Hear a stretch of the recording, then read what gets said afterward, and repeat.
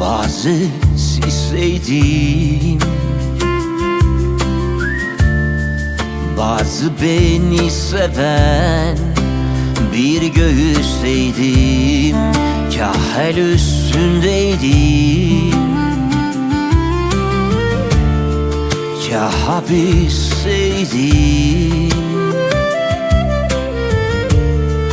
Her yere sokulan bir rüzgar gibi, hissedince sana vurulduğumu anladım, ne kadar yorulduğumu, sakinleştiğimi, durulduğumu.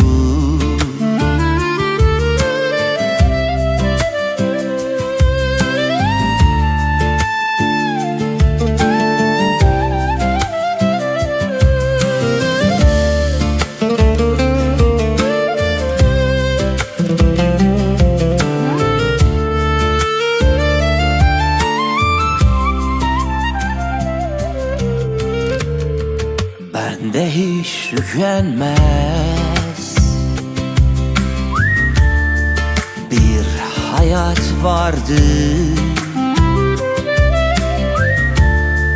kırlara yayılan ilkbahar gibi.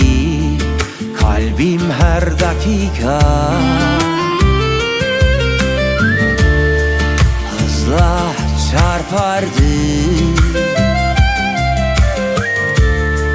göğsümün içinde ateş var gibi. Hissedince sana